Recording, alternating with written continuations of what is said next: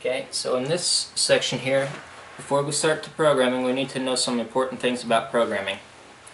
And that being, probably the most important is the rules, then the rules on how you score the missions. There's a little section, well not little, but there's a section in the rules. It's never a little section when it comes to the rules. There's a section in the rules that tell you how you score the points legally and how you would be able to score them. They're the requirements that you must achieve to score the points.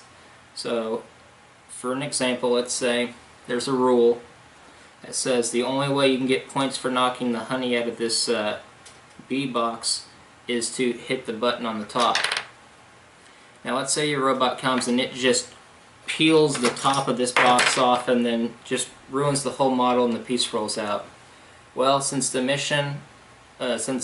rules said that the only way you could get the points for this is by hitting the button on the top and releasing it, then you wouldn't get any points because you demolished the whole building instead of just hitting the button. So it's important to know how you can score the points, because knowing how you can score it helps you know how you should program it. And it also helps you lay out a path that you will take your robot on to get there. So then we come to the third step, and the third step is getting with your team and figuring out which programs you want to do and how many programs. For instance, let's say you want to run 3 programs, which means that the robot will come back to your base 3 times and it'll leave your base 3 times.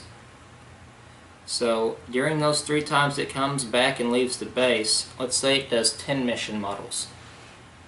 So if it does 10 of these models in 3 runs, that means that you're doing roughly 3.3 mission models per run. Now obviously you might just run one run that does 4 models and the rest would be 3, because I didn't pick a number that would divide by 3. That's why you'd be doing 0.3 mission models per round, or per start. So you want to know which ones you want to do, and obviously you want to pick ones that make sense. So here, since I don't have the board, I've printed this out. Let's say you want to do the mission models that are around the first half of the table here. So let's say you want to, which one is that? I should have printed out 2 of these. Let's say you want to, okay, yeah. So let's say you want to go across this road here and push the lever down. And I haven't read the requirements, the rules for scoring these mission models yet. If you're watching this video, it very well may be that I post that video before this one. So if you're wondering why I said that and there's already a video that already describes the mission rules, it's because I recorded this one first. With that out of the way, let's say you want to go and run over the obstacle that makes the what do they call the dogs? Oh, I should know this. I can't remember it.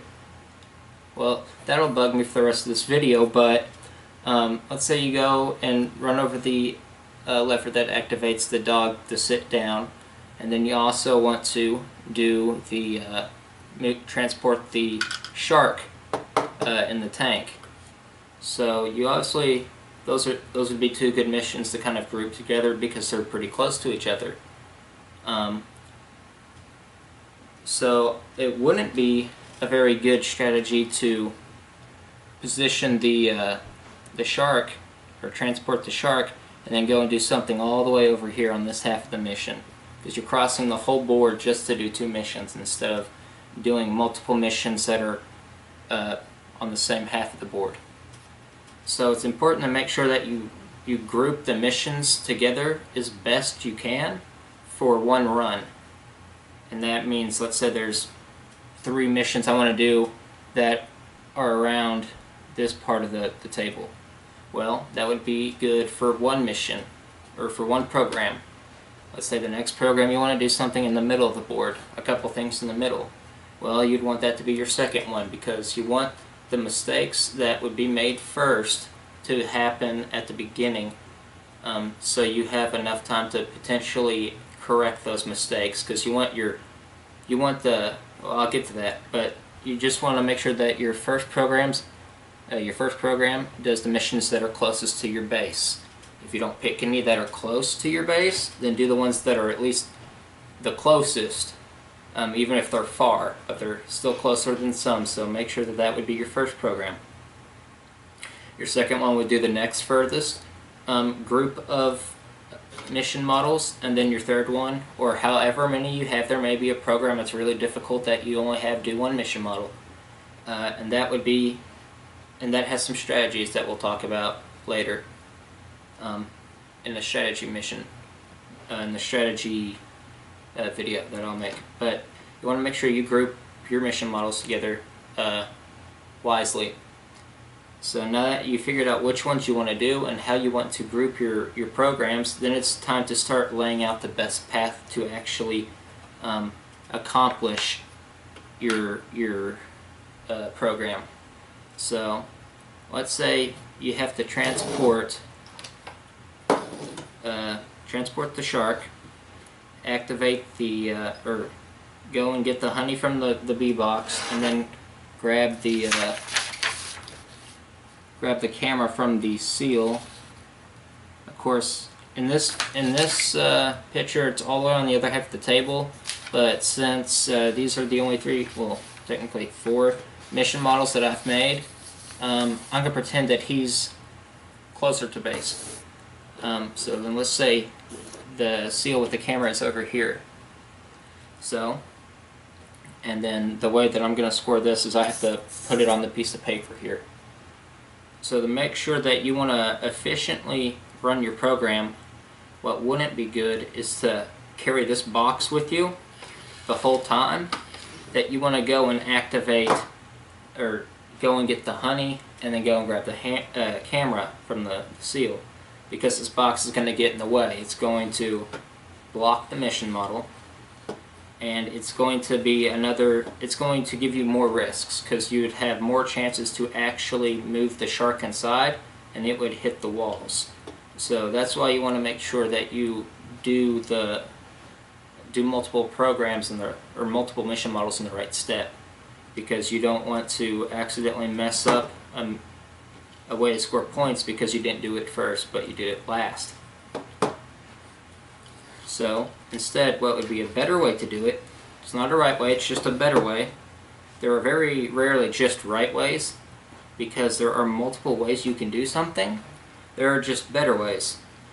Occasionally there are wrong ways, because occasionally there's only one way to do it, but that is pretty rare.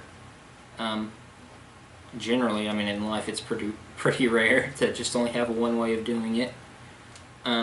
But let's say you go and you push this tank out, and since the robot doesn't want to move very well, you push this out here.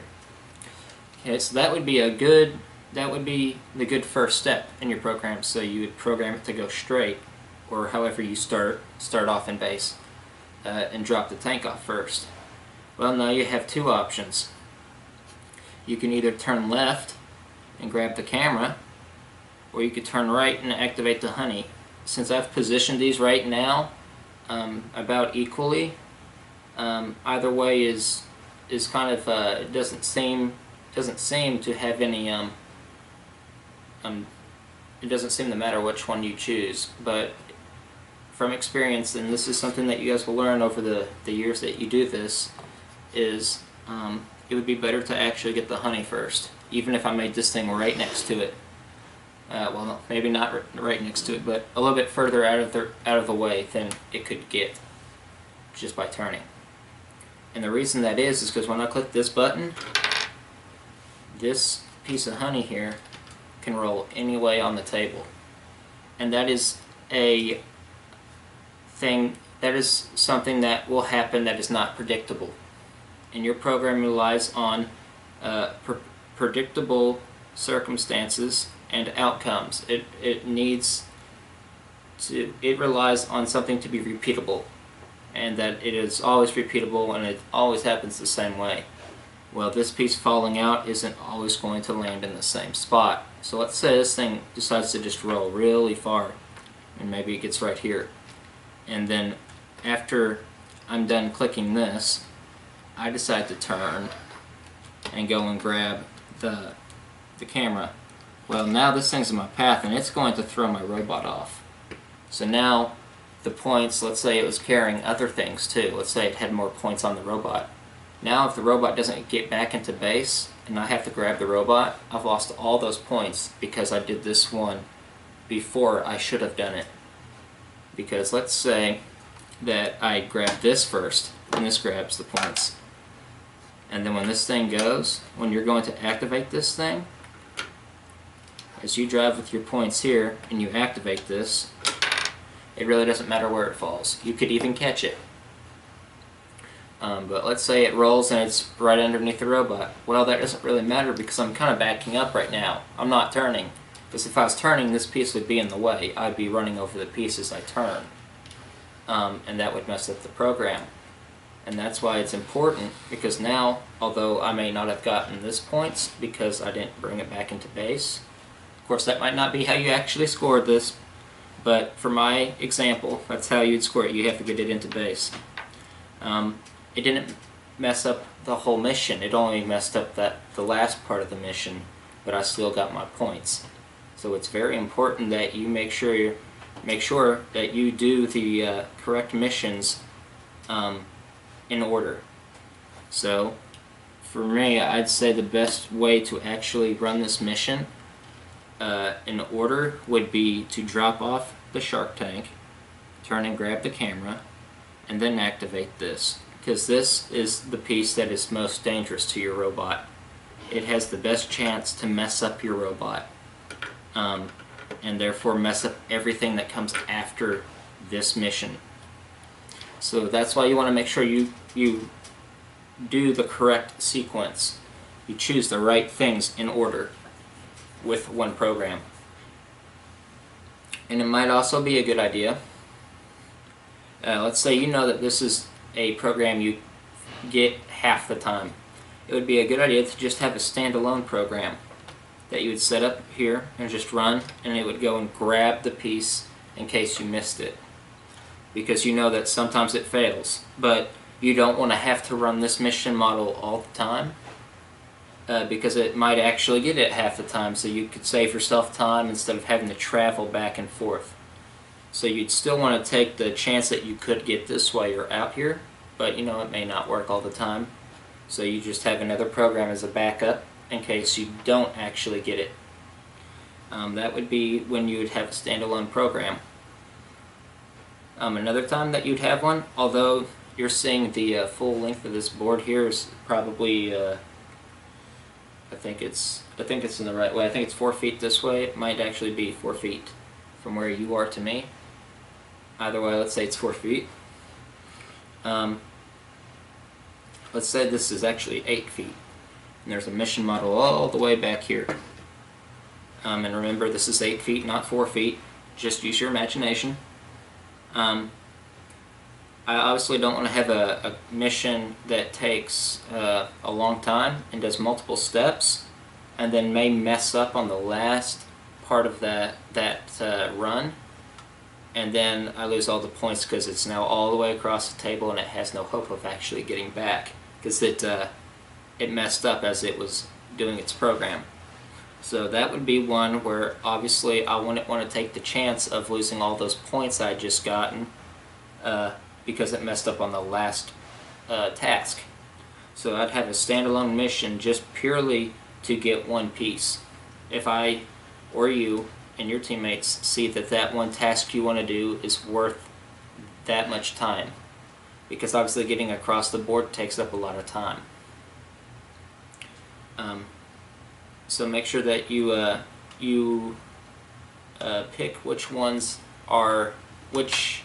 tasks you want to do first correctly, because that can affect how easy or hard it is to program your robot, and it completely changes the programming. So you can't just be like, oh, we should have done it this way and let's just go move this block here and that block there.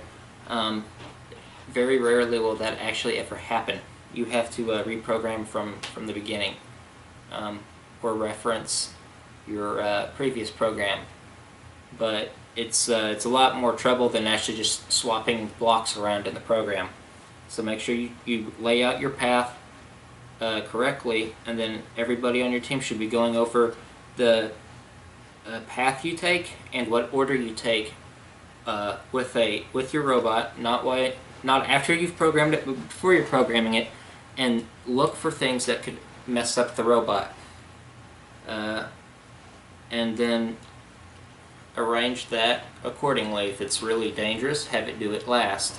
If you know it's going to mess your robot up every time, or more than, let's say, 50% of the time, then you should probably have that be a standalone program that just goes out and does that one and comes straight back. Because you obviously don't want a mission that only works half the time. Or a program that only works half the time. That would not be good, because that means you only score the points maybe half the time. And if you have a really bad day at competition and you have three matches and it just so happens that you missed it all 3 times, that would not be a good program, because it was not consistent enough to actually score you points repeatedly. So now that we have gotten all that out of the way and know that it's important to lay all these steps out and agree on which mission models you want to do, let's also discuss points. Although there may be some obstacles that are really close to each other, maybe by your base, if you add their points together, there may be a mission model across the board that would take less time, but it's further away, and maybe it's a little bit harder to actually do. That would get you the same amount of points. Now, although those 3 tasks close to your base are very appealing, because they're close and they seem easy, if you have, with the time that you have available, that's a lot more programming you have to do to score the same amount of points as it would be to just go across the field and grab the object or complete the mission model on the other half of the board that's worth the same. So make sure that you also look at the values, because there could be a mission model all the way at the other end, like let's say this is worth 40 points, and doing these 2 are worth 20 each. So that means if I got this and put that there, it'd be 40 points. Or if I just drove in a straight line and hit this button, and that button, just pressing the button, got me 40 points. Obviously I'd want to, well, not obviously, but that's why I'm bringing it up. It would be better for me to do this one because it's a straight line. I just tell my robot, go forward, have motor A or D. Hopefully you've wired the motor so that your drive motors are both B and C when you put the wires in, because that's the default setting when you program. When you do tank drive or steer drive in EV3, the defaults for your motors, which means the default port that it uses is B and C, which is why I have my wires plugged into B and C. And normally the small medium motor is normally port A.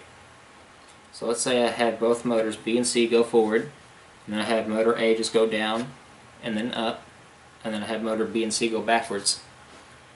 That is a lot easier than having, let's say, motor B and C go forward, then motor C go backwards some, so my robot goes like this and then turns like this,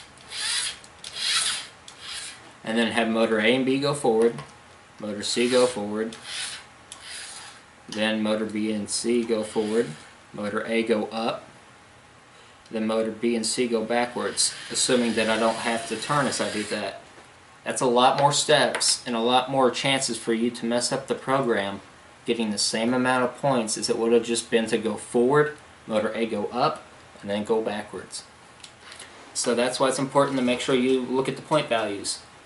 It's not about how many mission models you complete, it's about how many points you get at the end of the round.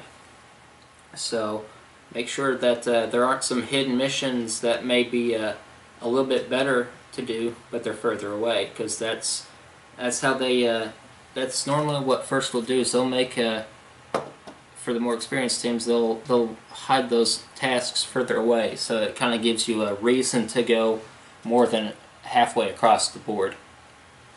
Because if, let's say, the same amount of points, let's say they're a really difficult object or a more difficult object like this. Let's use this again as the strategy, or as my analogy. Let's say this is 8 feet away, and it's worth as much points as this object that's, let's say it's a foot away from my base. Well, obviously, I'm not going to want to waste the time going 8 feet to get the same amount of points as I could have gotten going 12 feet. That's why they'll make the models normally, not always, but normally the models on the far side worth more points. So it gives you a reason to actually go over there. With that being said, this will probably be the last topic for this part. It is important that you don't just go and hop on the computer right away and start programming what you think the values are and guessing it. I'm going to show you, and I can't stress this enough. When I was helping, if you're from the class, you'll know the teacher I'm talking about, but I'm not going to mention the names on here because this is a website that everybody can see. But I'm sure, is this thing dead? Please don't be dead. Yes, it's not. Okay, there's a program that'll be on your EV3 or NXT. It's on every robot, I believe, except for maybe the RCX. I'm sure I know I have one somewhere, but it's ancient. I'm not sure anybody actually uses that. I could be wrong. I probably am wrong. God, these things are just like a computer. It takes forever. Okay, so when you boot the EV3 up, and I hope you can see this, this is normally your starting screen. So what you want to do is, for me, this might be inverted for you. So if you're looking at the screen, you're going to want to go to the far right button. So this button. You're going to click it once. Did it click? Yes, it did. Twice. And then, I'm not sure how well you can see this, but there's a thing that's called Port View. And you'll click on the center button, and that'll bring up this little graphic interface, which is just a fancy way of saying it'll bring up a different looking window or screen.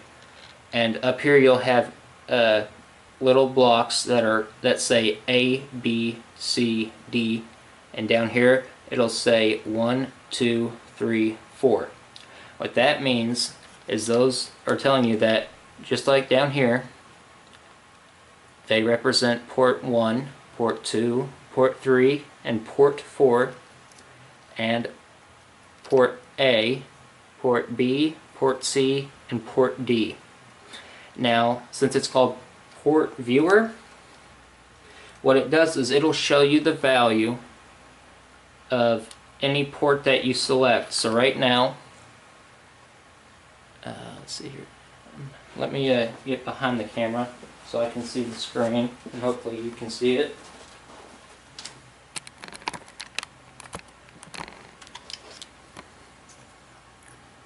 Okay, so right here it shows that is port, that's going to be port C, so that's going to be one of my draft motors. As I take it and I turn one of my motors, see how that's changing?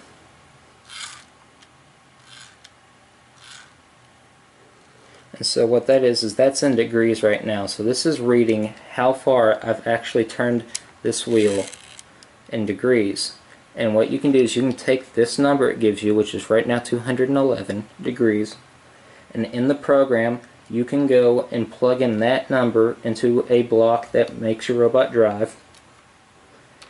And however far you've pushed your robot on the field, and you plug in that number, the program will make the robot go that far.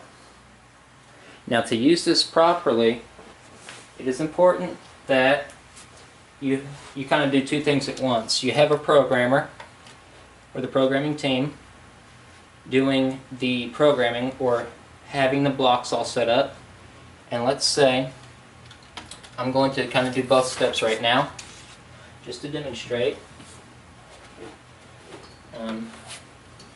Maybe I'll turn this towards you. I'm not sure how well this will actually show up, because the way that a camera works and a computer screen works, you may see that it kind of looks like it's going down the screen, that something weird is happening with the screen.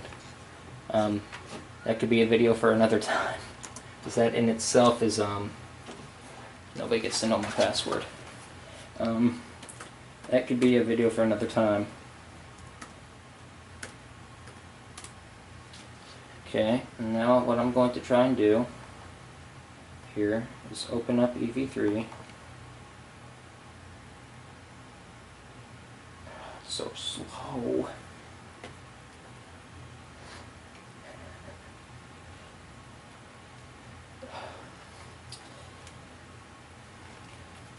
As you can see, I spare no expense of quality of a video for my audience. You guys only get the best quality possible. Oh wait, no, I don't want you to reinstall. Cancel. No. Stop. Let's try this again. Here it is. That might be a little bit better. Okay. So, but from there you actually can't see the robot. Ah, darn it. Battery's charged enough. Okay. So, let's say I want to grab that seal. What I'm going to do is I'm going to go to this plus button up here, and I'm going to click New Program, and hopefully it will not crash. And I'm just trying to open this. I'm not trying to program anything yet. I'm trying to get it to open here. So I am ready for the programming, because I'm trying to represent two people, but obviously I'm only one person, so I'm going to have to kind of, it won't look the same as what I'm trying to get you guys to do here. So, and you can't even really see that, can you? What if I move that? And let's say I just rotate all of that. Then can you see it?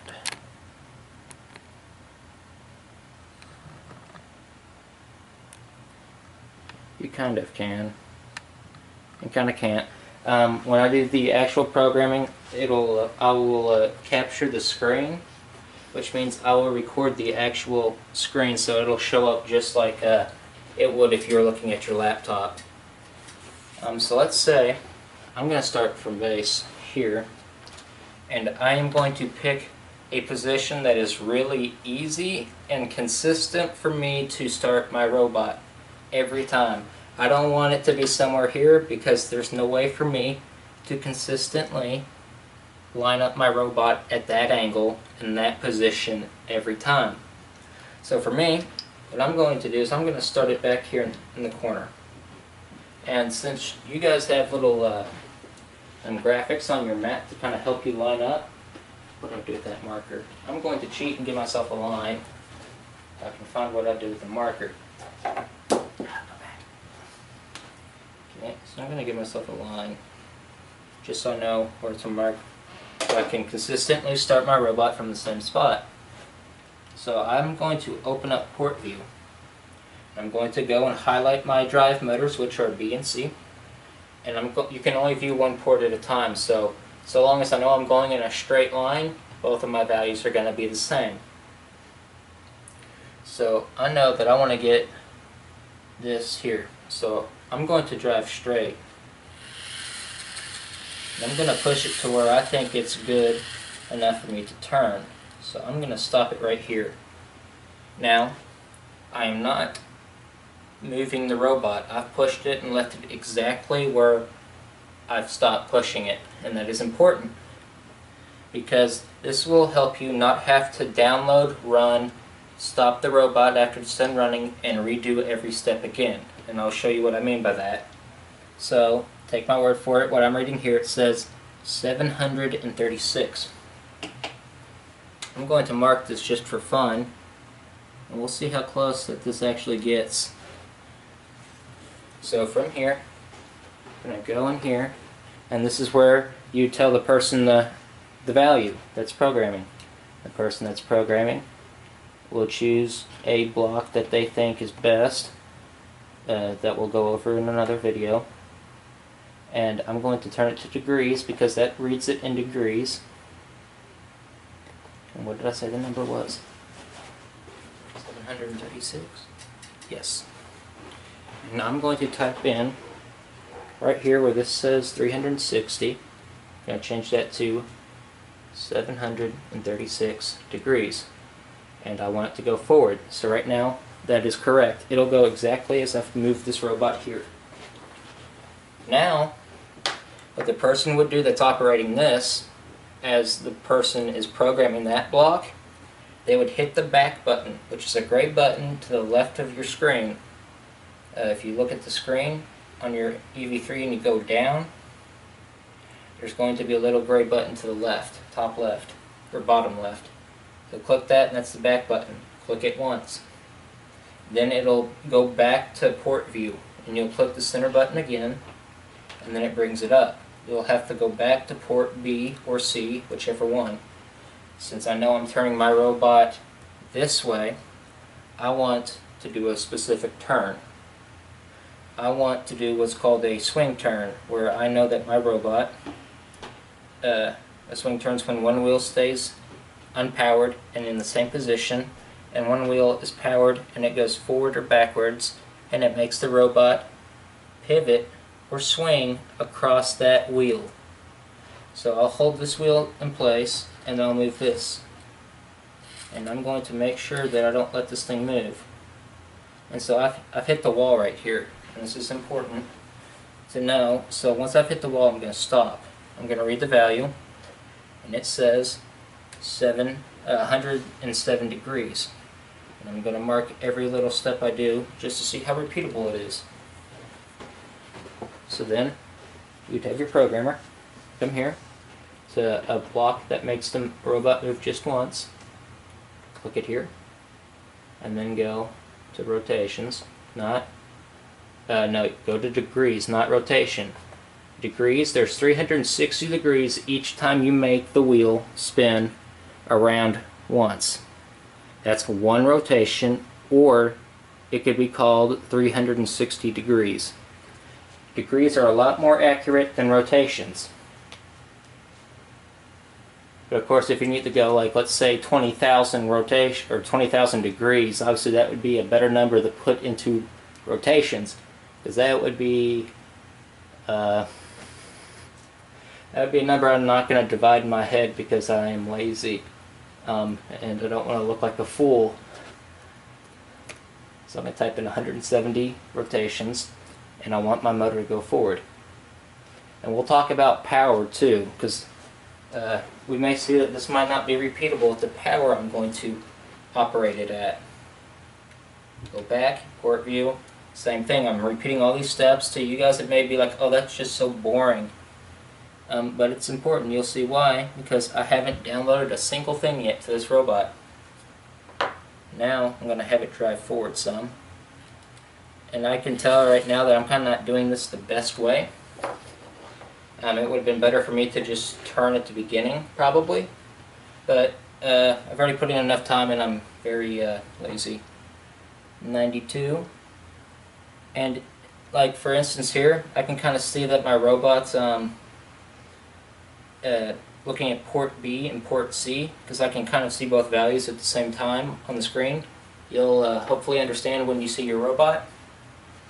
But I can see that they're a little bit different. Not enough for me to be concerned, but if they were really off by, let's say, more than 20 degrees, then I want to make sure that I would program that correctly, which I'll cover in another video. But for now, just act like they're the same. This is a demonstration.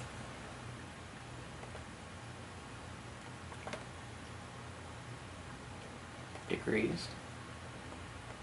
I said 97. And I'm sure if I got this wrong, you guys are probably already screaming at the screen, "No, that's the wrong number!" Okay. So once again, you'd have two people doing this, so it would go a lot faster than it is in this video. Hit back, hit forward again. Now, I'm going to actually want to have one motor go forward and one motor go backwards. And so what I'm going to do is I'm going to turn one wheel, I'm going to twist it this way, and I'm going to twist the other one this way. So one wheel will go that way, the other wheel will go that way.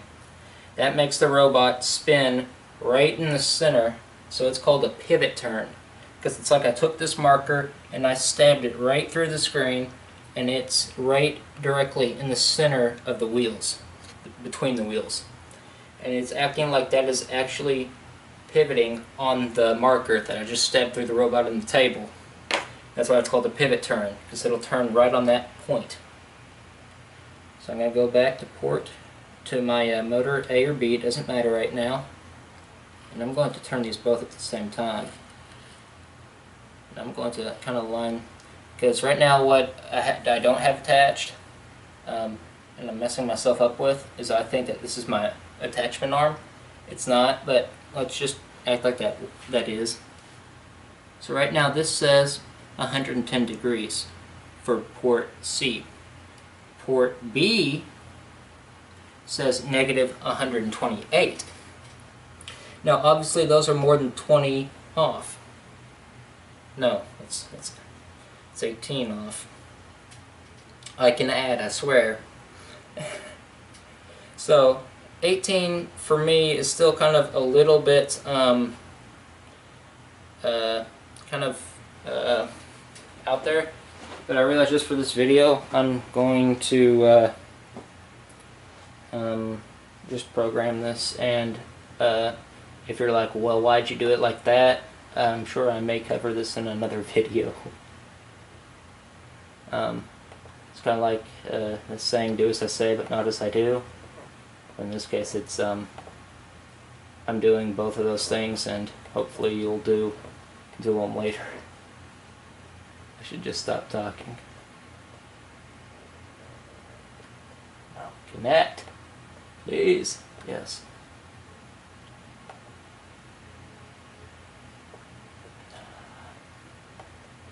And the mouse really helps program too, because this trackpad is not very good. Once again, I'll turn them to rotation, or degrees. Turn them to degrees, not rotations, degrees. And I said motor C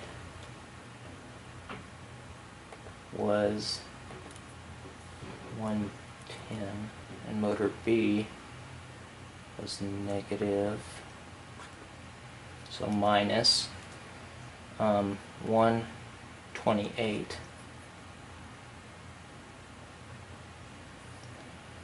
Now I'm just going to drive straight, and for this example I'm just going to drive right to the seal. I'm not going to lift it up and drive it back, because I'm sure you guys are like, let the video be over already. You talk too much. Which is true. I'm aware that I do talk a lot, and I wish I could say the right thing perfectly the first time, but that is a skill that I do not have.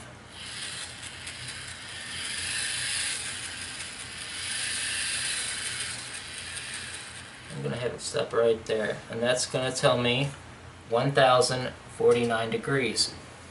So now I'm going to go over here, and I'm going to actually mark the wheel, because once again I can also break the program up, and I can make it stop at certain spots that Yeah, I can make it stop in certain places. And I'm going to have it just go forward again.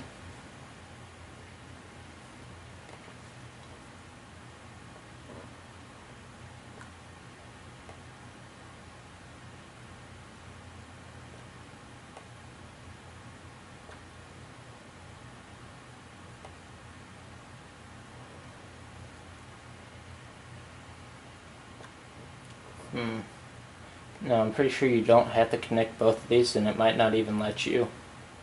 Which is why it's not working for me, because it kind of understands to do both of these blocks at the same time. So I'm going to change this to rotations. Degrees, goodness gracious. Degrees! And I'm going to say that's 1049, because that's what the number is. So, and I really hope this works, and I didn't just do all this work for nothing. 1000, what did I say, 93? 49, I was close. 1049. Now is when you know that you're done with the program, that you've gotten all your steps done, that you can move the robot. Because if you had moved the robot before that, what you would have to do is make sure you line the robot up again, download the program that you had or have at that time, and run it. And once it stops moving, you don't move it, but you start to do the port view again from where it stopped, because that makes sure that it actually went. Like, let's say I didn't have this part of the program, I download these two blocks, and it would stop at the very end of this, exactly where it should stop. And then you'll be getting the values to put in from this point on, if you moved it when you shouldn't have. So don't think that if you accidentally bumped it or moved it, that all the steps that you just did before that were wasted. Because you can download the program that you have, and then run what you have, and then it'll stop where you accidentally bumped it.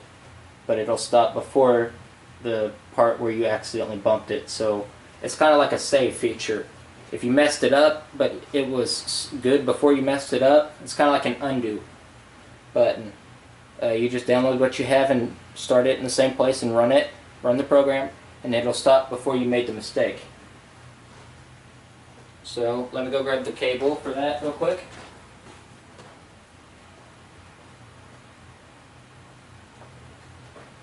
As I said, you guys get the best quality, well prepared. That port's broken. And I'm going to plug that in. And I'm going to... Oh, and by the way, and this is something I wasn't doing, that I really should have. You can't really even see it, but there's in the program, and I'll go over this in the other video where I go over just programming. You should save it.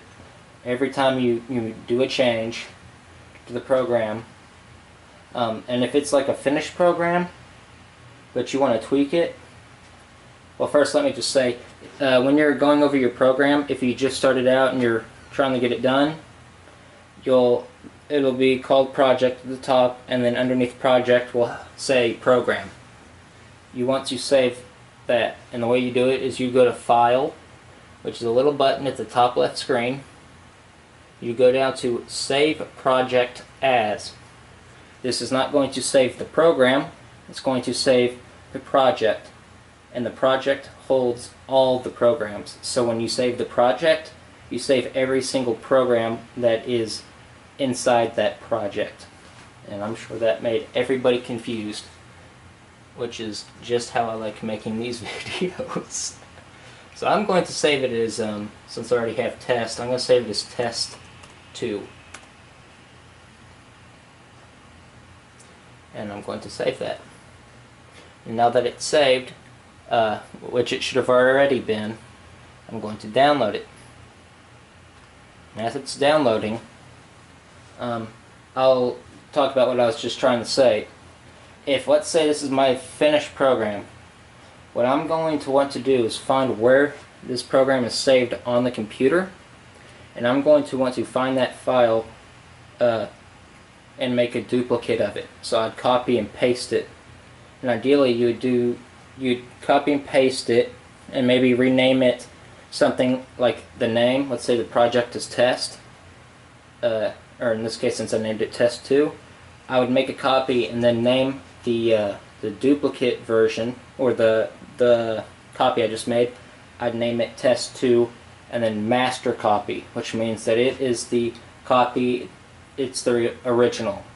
So if anything ever happened, like I messed up a block in here, I could just go back to my master copy, copy the copy, and then use that copied version as your new program, because you never want to use the master copy. You only want to use that as a way to duplicate that file. That made perfect sense. So let's see here. As you guys could probably tell by now, talking is not my strong point, and writing's also not, and yeah, basically anything that has to do with communication is not very good. Yeah. Here we go, I found 3 identical blocks. Yes. Okay, so to give you a visual, because I hope I'm pretty good at the visual stuff, to make sure that you just finished your good program. So what you're going to want to do, this has all your files on it, all the good, correct, perfect ones. And let's say you're making changes. Before you do that, what you'll do is you'll copy and paste the whole program file on the computer. You won't be able to do it in the EV3 program. You'll have to go under and find the actual file in File Explorer or something, or whatever software you're using or operating system. You'll go and find the actual file that's outside of this program. Your teacher should probably know what that means, I'm hoping, unless I've messed it all up, like all the definitions. And so you're going to copy and paste this program. And then you're going to have this. And you're going to name this new copied one master copy, or whatever you want to name it, so long as you know that that's the one you never touch. Let's say you mess this one up. So now that one's just broken. Well, instead of just opening up your master copy and messing that up potentially, not that you would, but it can happen, you're going to copy this. So you're going to copy it.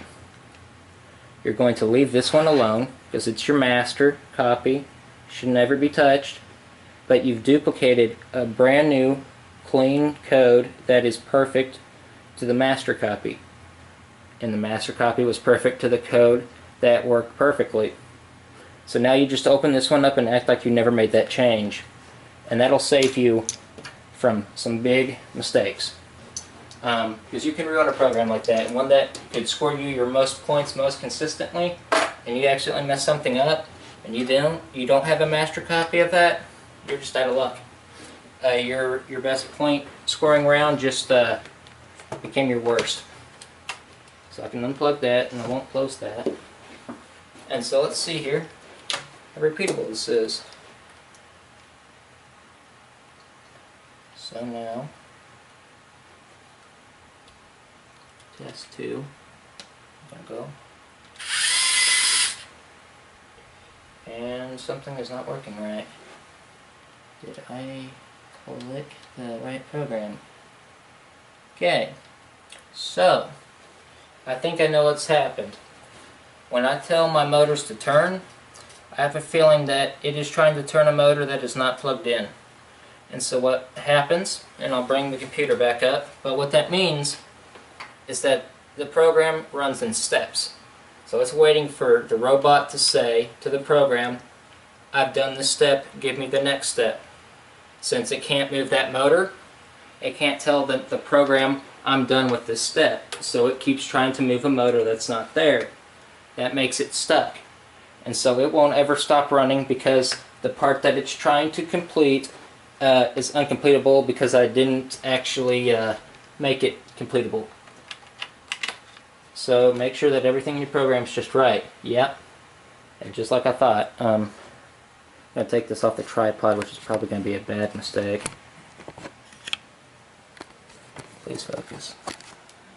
So, right up here, see how that says, oh wait, wrong part. See how that says D? Well, I don't have a motor D plugged in. I only have motor A, B, and C. So that's why it went forward, because that block says motor B and C. It says motor D. Well, I don't have one, so it was trying to move motor D, but motor D was not there. So I'm going to change that to motor C, because I can remember which one it was. And you'll probably have to test that to make sure. You'll have to follow the wires back. And now I will re-download this. And let's hope that it works. Because I'm hoping it does. Okay, so now let's act like I did that right the first time, and you didn't see that. So that's exactly what should have happened. So now I'm going to try and set this up as best as I can. I'm sure I've made some errors somewhere in the setup. And I'm going to play it again. And I'm going to play it again. What?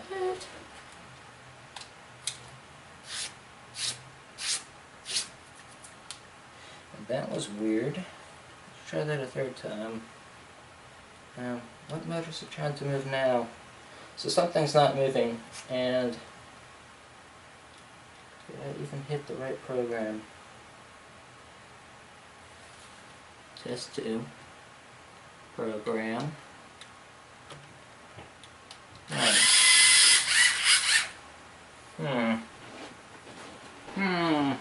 Okay, let's see where I made the mistake.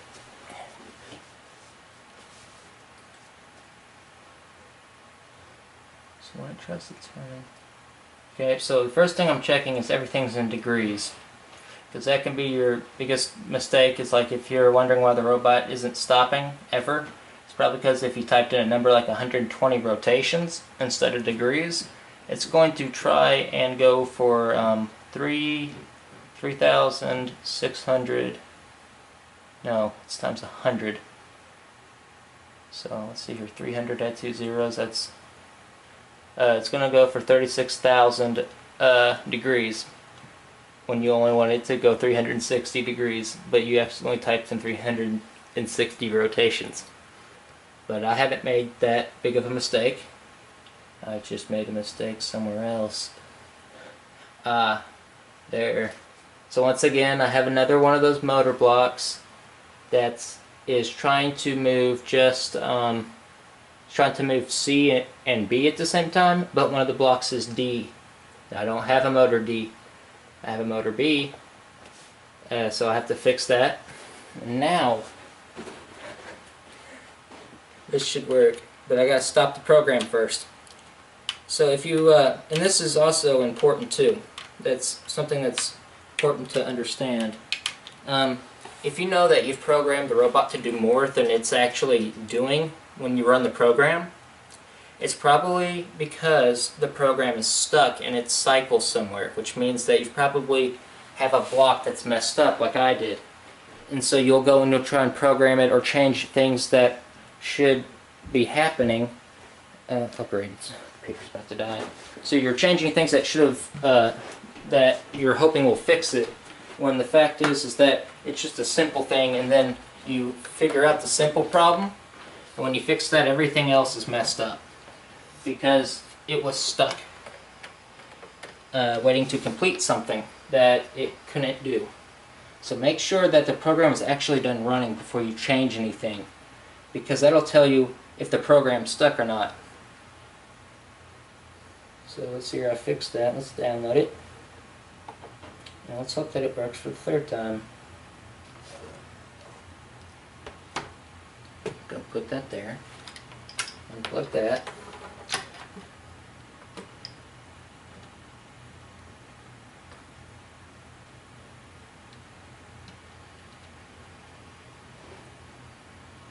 This screen is so hard to see. Test 2, program. Well, that was close. Why did it...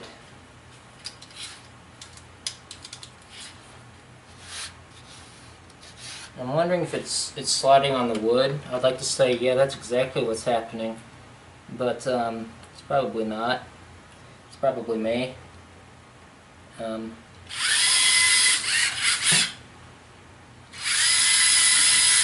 Okay, so let's move it away from the wall and see what happens. So, I don't believe I executed that one part in the program correctly, where the motors, where I tried to get motor C to go forward, motor B to go backwards. I think I messed that up somehow. Of course I say somehow as if like that shouldn't have ever happened. No, it'll happen at the worst time possible, like now, when people are waiting for something to be done and you're over time. Let's see what, maybe it was, yes. So, and I will, maybe that's not it. I'm going to say yes and then do it, and then it won't work because it did the same thing. There is, well, at least in the NXT version, I can never find it here. There's a part in this program where you should be able to run 2 motors at once, but for some reason this is not working like that, and so that's why it's kind of messing up, and I'm really trying to figure out where I messed it up, because that's not good and I can't figure out where it's messed up. So to do this, instead of having to plug it in and download it, there's a play button in the program. I'll show you later. Just trying to tell you that so you don't figure out, like, or wonder, how did he do that? I will cover it. I'm just going to test it. Let's see here. Okay, so see how I did 3 turns? It went, it turned, and then kind of moved again, and then the other one moved? Well, it should only make 2 turns. As it goes and it turns and it hits the wall, it should do a pivot turn, or it should hit the wall, go straight a little bit, then turn. For some reason, and it's in the program, it's not in the values I put, it's in the program. I've messed up the program somehow, so it's not the values, which is what I was really trying to show you guys, but it's in my error, because a computer will only do, or a program will only do what you tell it to do, and if you don't know what you're telling it to do, or you mess it up, well, it's doing exactly what you told it to do. It's just you not knowing what you did wrong, which for me happens at the worst time possible. Where did I mess up? Go straight, it turns. Yes, it turns slightly. It goes straight again for 97. It has to be where I have both of these motors trying to turn at the same time. So why is that not working? Okay, let's not have it do it at the same time then. So I think I will need to fix my error in logic for programming, and try running both. So now it will make 3 turns at once, or not at once. It'll make 3 separate turns, because I'm not exactly sure where why the program's not working like I think it should, and it's probably, well, no, it is. It's how I think it should. It's probably wrong, and by that I mean I think the program should work in a certain way. Well, the program doesn't work in that way. That's what I mean by it's not working how I think it should, because I am probably mistaken somewhere. Let's run this again. Let's hope that fixed it. Back. I haven't changed any values. I've just tried to make sure that the program's functioning as it should. That is better. Now I don't understand unless I read the numbers wrong. And maybe I messed up a number somewhere in here. And you guys saw that I messed up the number and you're just like, it's because you messed the number up. And I'm sitting here like, oh, it's not the number because I'm not going to change that. That was closer. So I really want to watch this wheel because this mat here is covered with fine sawdust and your wheel is rubber and it relies on traction, and that sawdust sticks to this wheel, which isn't good. And there'll be similar things that may happen to your robot when you're thinking, why isn't this working? I know it works, we've run it 50 times. It could be because the mat that you're running it on is dirty, and your wheels are now covered in dirty material like sawdust, or maybe it's some fine kind of just normal dust, and that's on your wheels, and your wheels are spinning when they shouldn't. And so let's run it away from the wall. Okay, so I know that my values are turning far enough. I know it's just hitting the wall when it's trying to turn. So I'm going to try and set it a little bit further away from the wall. And it's probably how I started out the program. I probably started it out differently than I actually marked it. So this isn't going exactly how I thought it would. So it's not going far enough. Because when it goes here and it turns that first time, remember how I had it go forward so it could pivot turn? Well, it's not going forward enough, so now I am going to change a value. And I really wish I didn't have to, but I am. I'm going to make it go further when it turns the first time and it hits the wall. I'm going to make it go further out so it gets further away from the wall. And then it's going to turn. Now, the problem that I'm having is when I start it close to the wall or right on the wall, I'm not giving myself enough room to actually make a turn with the robot. So you should make a jig that sets the rope, that maybe extends the corner out of Legos, so it gets your robot closer towards the middle, so you can spin your robot 360 degrees and it's not hitting a wall. That would be ideal because that's why I'm having problems. I'm hitting a wall constantly. Quite literally, I'm hitting a wall, which is preventing my robot from turning like it should. So the value is 97 degrees. I'm going to change it to 110 because I think I tried to I think I tried to even out the numbers because I said they were within 18. That was a different part. Never mind, ignore what I'm saying. Once again, I have a mistake. Please work! I beg you. The robot's just camera shy, you guys. It's clearly not my fault. Come on, do it.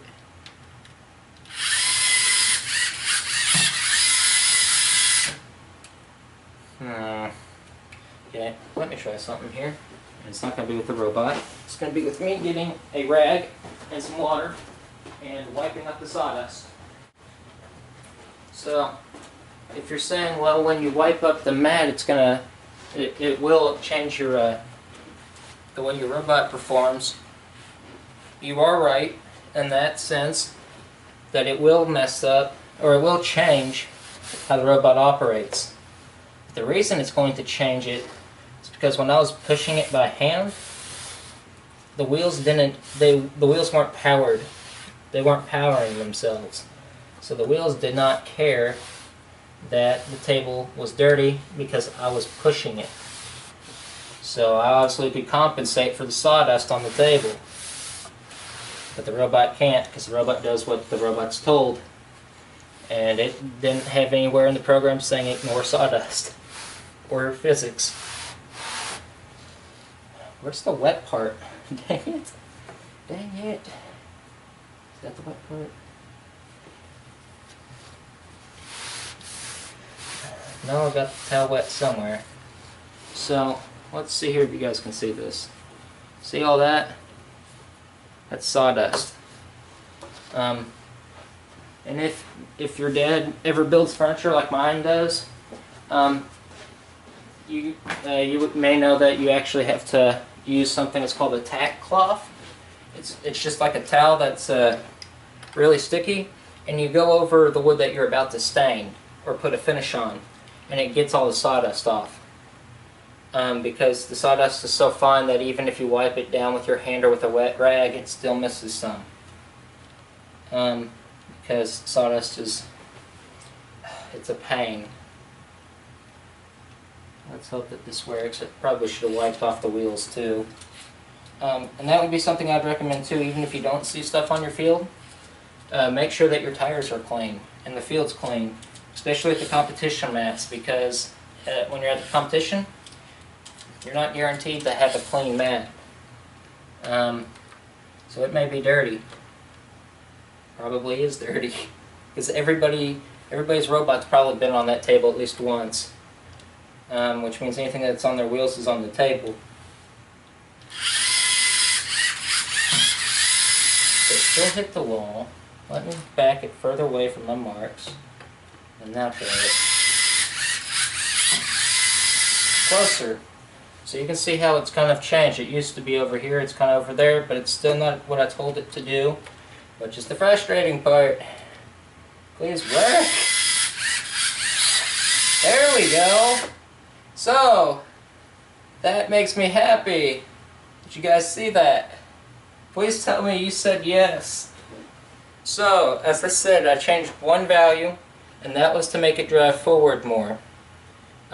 It still wasn't enough because I had to scoot it past where I normally started it. So I had to start it more right here than closer to the wall so it could actually turn. But your field matters on how clean it is. So make sure, just so you know that you can get a consistent run at least on your mat, that your mat's clean and your wheels are clean. Because friction matters a lot to your robot. And you'll learn that in physics. There's something called the coefficient of friction, which is a big fancy word, which means how sticky is this wheel, and you give it a number. And it's like, okay, well, how sticky is that when you put something else on it? And then that number's going to go down, which means it's less sticky. And the lower the number, the more it's like ice, which means it's very slippery. And sawdust will have the same effect, apparently, on rubber. So, that was the brief intro to programming. I will probably, well no, I still can't figure out how to time-lapse videos.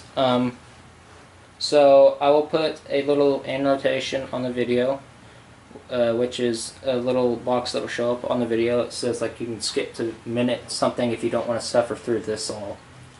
Of course, I just realized right now, it doesn't matter because I set this at the end of the video instead of when it actually all happened.